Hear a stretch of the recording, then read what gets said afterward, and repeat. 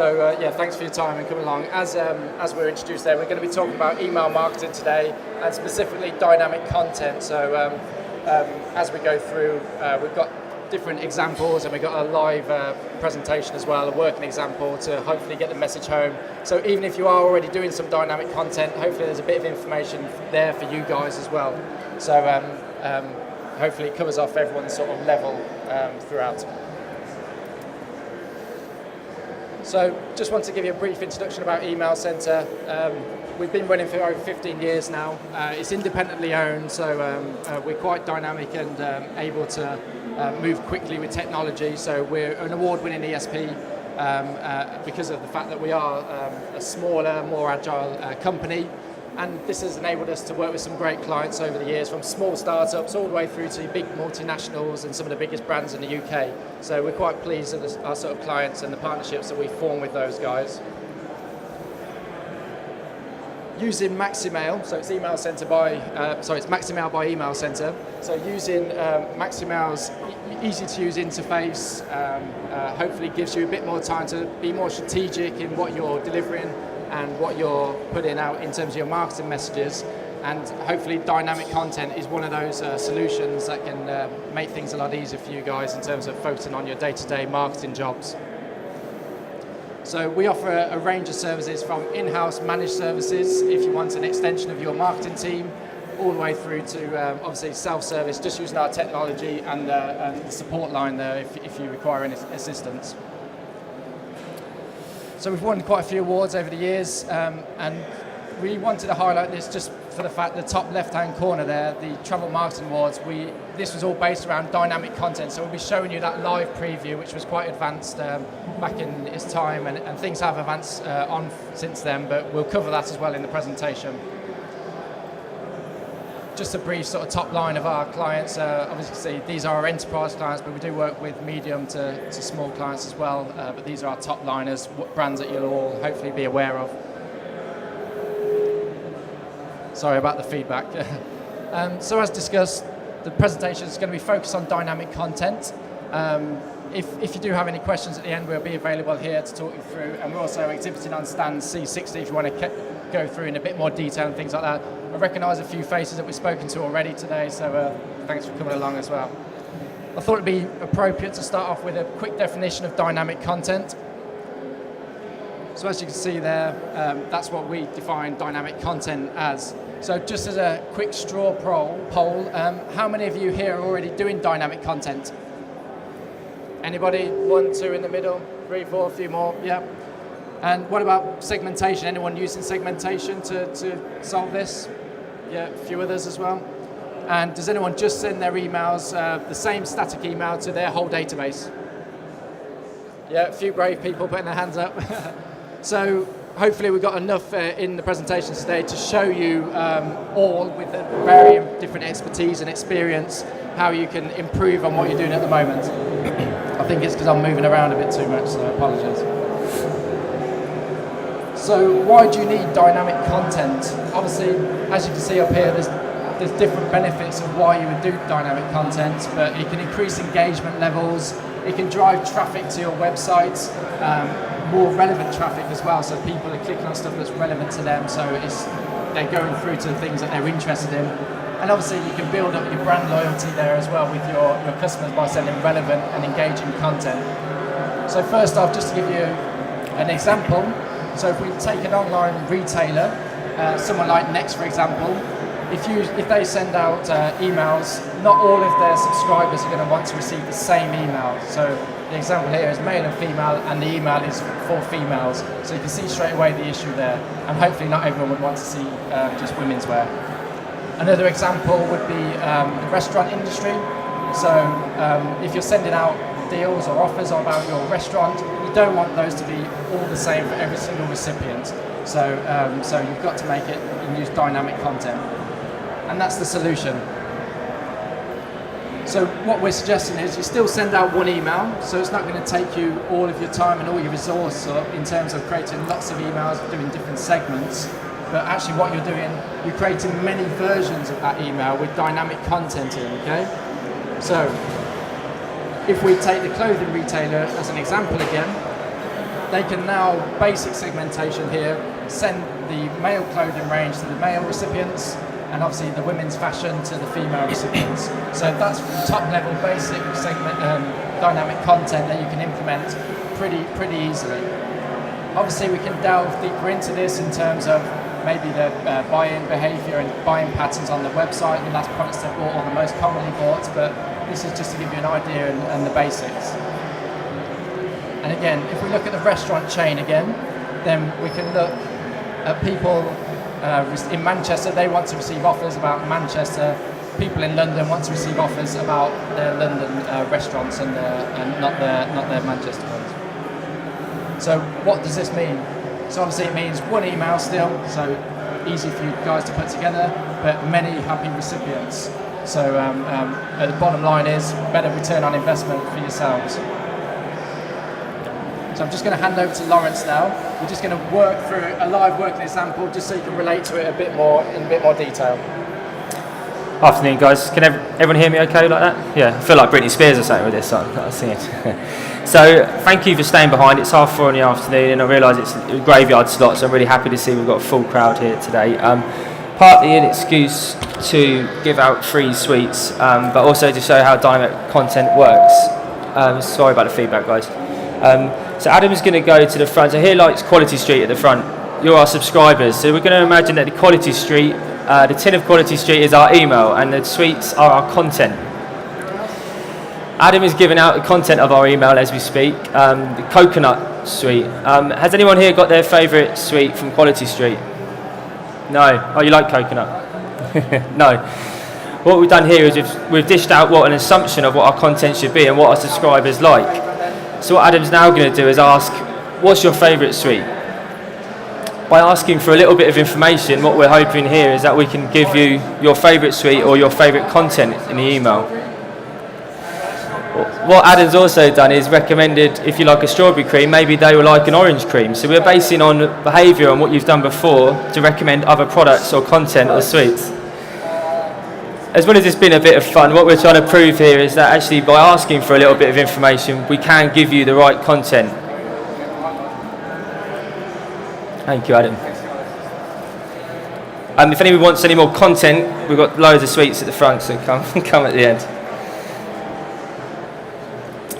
So I think what we wanted to delve into a little bit today is what are the challenges that we find some of our clients, and as I'm the client services manager at Email Centre, and so I implement a lot of dynamic content for our clients, but we wanted to go through and say what are the challenges that we find most people face when wanting to set up dynamic content.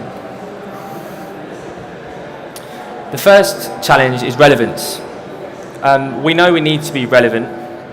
Everyone recognises that we need to have relevant content, and 51% of British consumers are more likely to respond positively to relevant content, and I think it's quite obvious that we need to produce the relevant content. 31% of UK companies experience a lack of relevant content as a barrier to their effective marketing. I think the main point here is we all recognise that we need to have relevant content. We all know that, but maybe we haven't got the time or resource to produce that content. A lot of people spend a lot of time just getting out their business as usual emails, but maybe they have a time to produce more than that. Dynamic content is seen as an obvious thing. We all know we should be doing dynamic content, right? We all know we should do dynamic content, but as we've seen today, a lot of people aren't still doing dynamic content. And our inbox is full of emails from big customers, big clients of ours, and lots of big names still sending static emails week in, week out to people, even though it seems very obvious and dynamic content's been around for a very long time. Customers expect a personalised and dynamic email in their inbox. You need to cut through it's a crowded inbox as it is, so we need to cut through that and offer a personalised email to your customer base.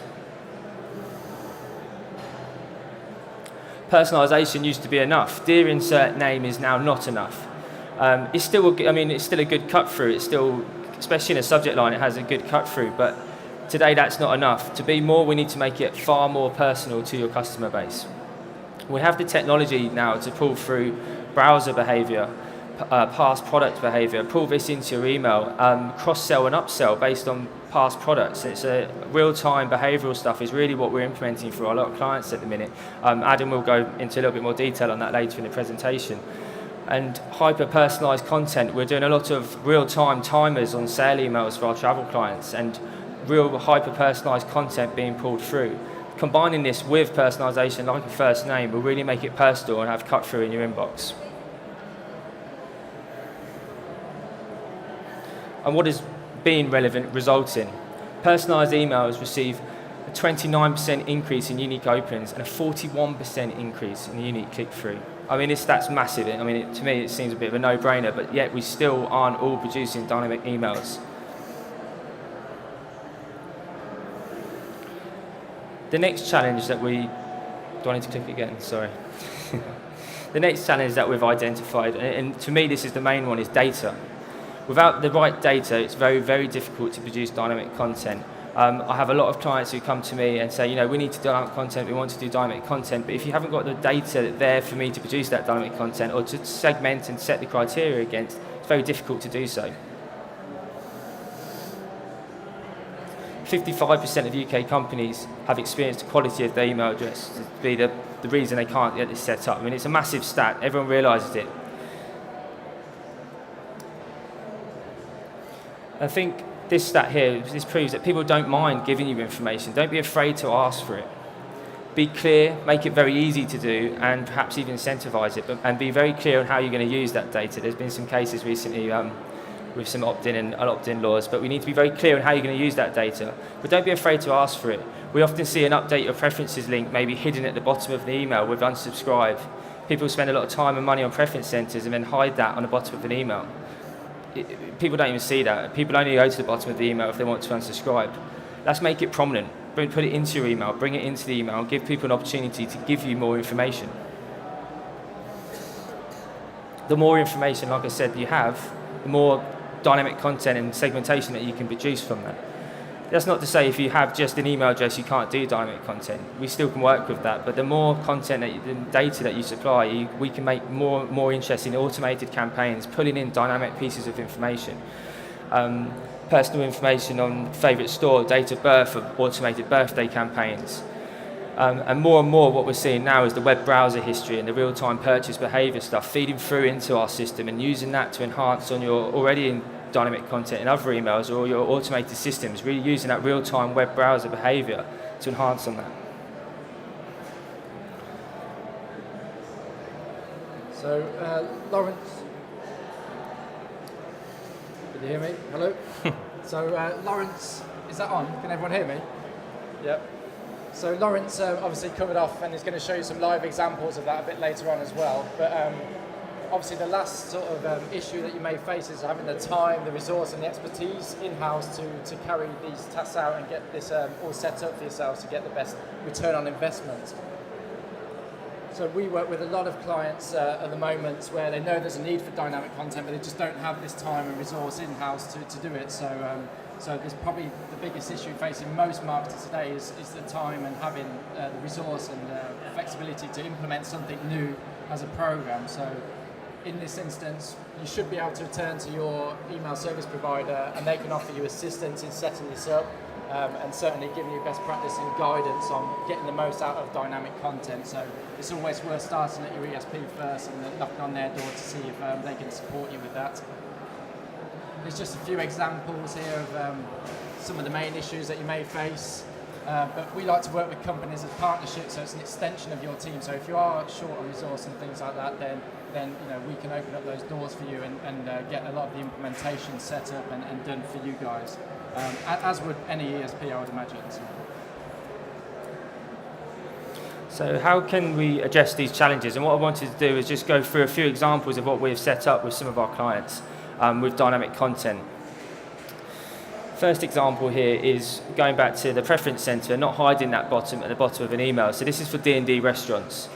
They come to us and ask, they wanted people to give more information. They had a preference center set up, which we host for them, but people were not updating their preferences and they didn't have that much information. So when we were trying to use these as segmentation, the pots of data were very small. So we used dynamic content in the body of the email to actually say, this person has already ticked on wine and music, so the change of colours per recipient of what they've already clicked on. Why not give us more information? Why not tick on offers or art or events? And to ultimately then increase the amount of emails and the data that you have on these people, we could use them on more targeted SOLIS campaigns with smaller pots of data. It's a really nice example of using dynamic content in their email, and actually don't put this at the bottom of the email, put this at the top of the email, or put this in the middle, and it's a really good testing practice.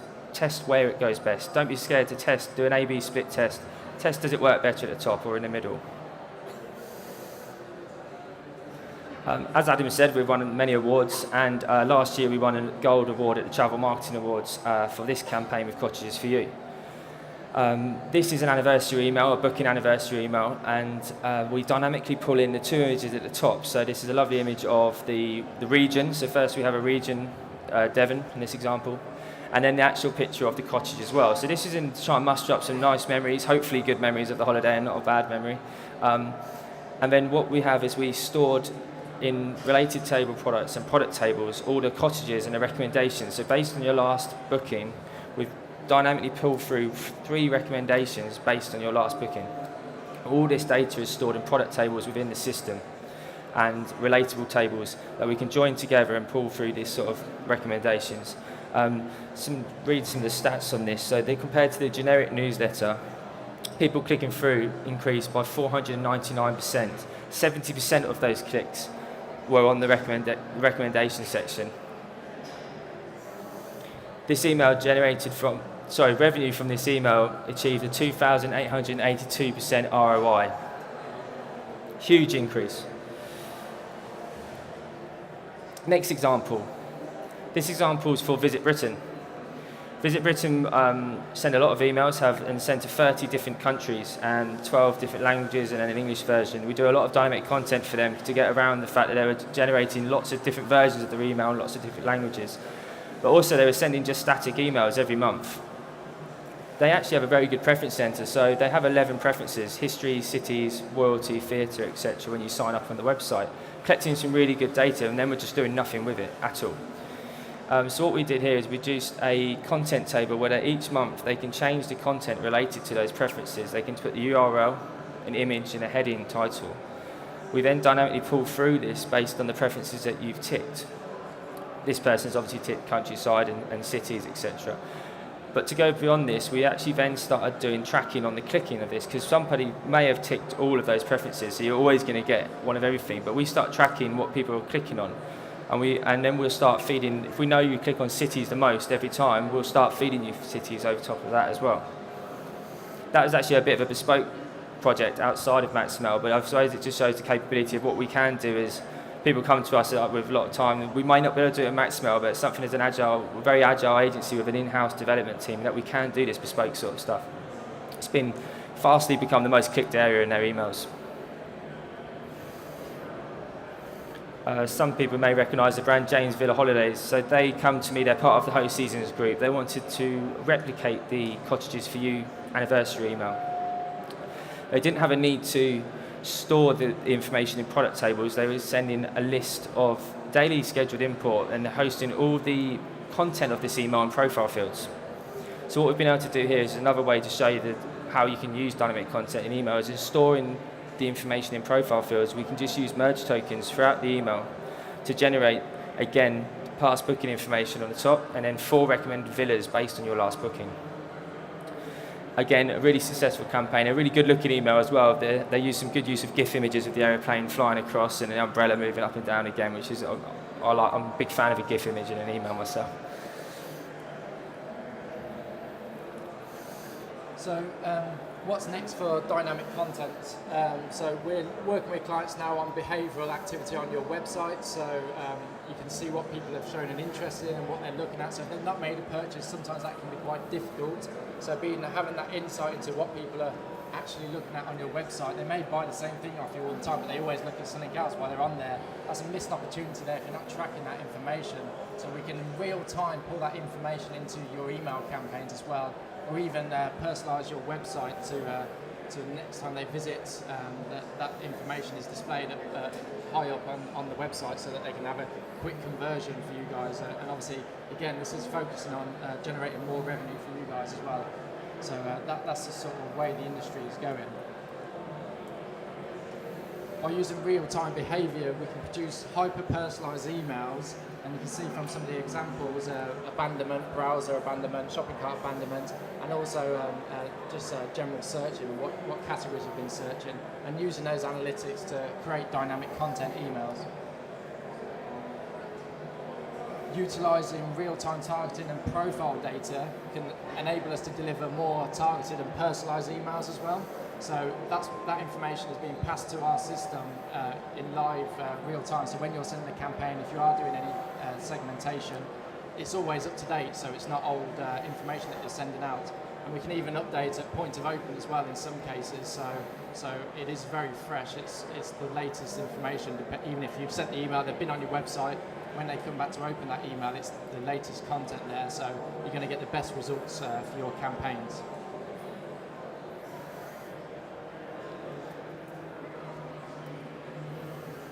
So here's some examples of personalised content that shows your customers know what they're doing and take a little bit extra.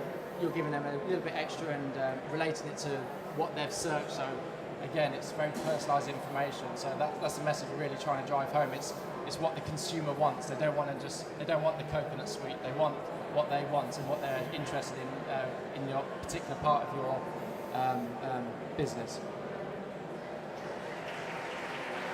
So we've kept it quite short today because we're aware it's the end of the day and everyone might want to get away. So just to summarise, the main things are to obviously be relevant and personal. I think we've said that enough today. But also, don't be afraid to ask your customers for more information. That's probably the biggest thing that customers come to us for, is that they don't have the information to set this dynamic content again. So either use web behavioural activity or be open with your customer and drive them to a preference centre where they can populate that by making it more interactive and more stand out. So it's not just the word click here to see your preferences. Put it in front of them in the email that they can actually click on. It drives them through to that, and when they go through that preference is already ticked for them, so you're taking a lot of the work out of it for them. So all they have to do is click submit or save or change additional preferences. And also utilise the experts. A lot of you will already work with an ESP, so you should be able to call up your ESP and speak to them, speak to the consultants, and just share some ideas with them about what you're trying to achieve. And they should be able to help you out with this sort of technology and help progress what you're doing at the moment as well. And probably the biggest thing to future-proof what you're doing, if you're already doing dynamic content, is start to think about real-time content as well. So getting that information from your website of what that person's interested in, and using that in emails, be it shopping cart abandonment or browser abandonment or form abandonment, or just your general emails, but with the latest information from that particular customer.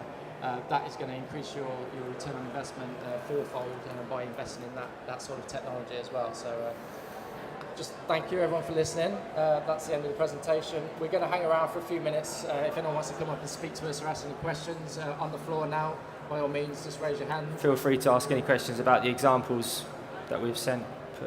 Yeah, you're saying about collecting more information of your customers. With that in mind, like the proposals for new changes in EU legislation in terms of data that we can hold, how much is too much?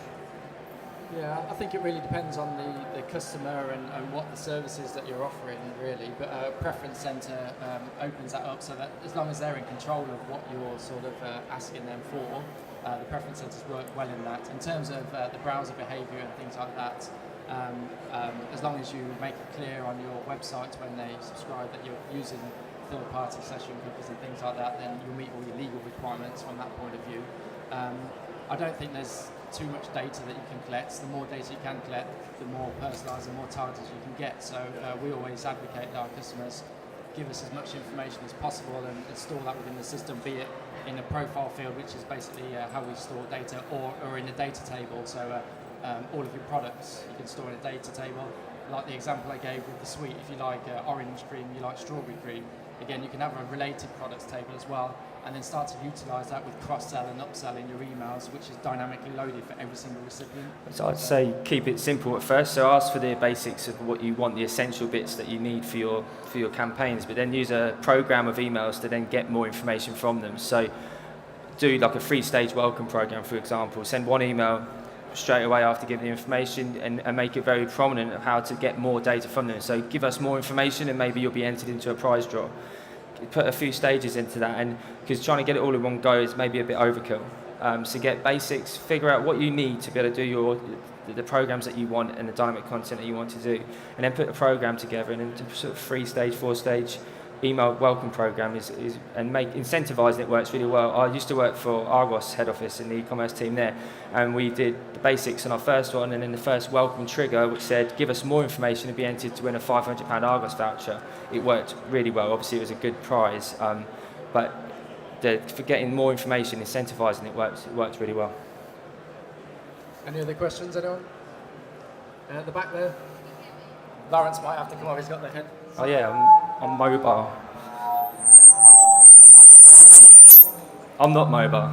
I'll stay here. He'll go around. Oh, that really hurt my ear.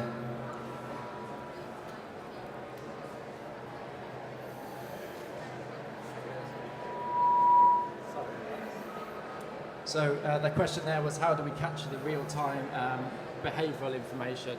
Do they need to be logged into their account, was the specific question. So it's quite an interesting one actually. So we can track, obviously using session cookies, what information they're looking at, and we do that by identifying their device. So we don't necessarily have to have somebody logged in or identify that person to be able to collect that information. But there is an identification process that does need to happen for us to identify that email address to the particular devices or that they're using. So it's slightly off topic, but what we do is if they click on an email, obviously we already know who that person is, so we've identified them. When they click on that email, if it's a device that is known to us and has a history, we then link that device to that email address. So then we've got past search history and things like that. So identification rate is key to that actually, and making that connection and cross-device connections as well. So becoming very powerful in the travel industry now, high-value products, so obviously they can know what you've browsed, and even if you're not logged in, once they've identified you, they know what device you are. If you come back and start searching for a holiday next year, or 6 months down the line, actually they can do browser abandonment emails based on that fact, even though you're not logged in. So it can get a bit spooky in terms of people receiving emails. How did you know I was just looking at that and I wasn't even logged in, sort of thing. But it's proving massively effective. The programs we've been setting up the ROI has been amazing, but not only that, the data we're now getting from this web browser stuff, you can use, doesn't need to be related just to that web browser triggers. We can start putting that into your normal segmentation to your business as usual newsletter, making sure someone has browsed and made a purchase in the last 6 months and stuff like that. It's a wealth of information, and it's really starting to enhance the already campaigns that you've already got set up in the system. Any other questions? I think we're done. No. Does anyone want any more sweets? Chocolates? Cool. There's Thank plenty you. down the front here if you do. Anyway, thanks very much, guys.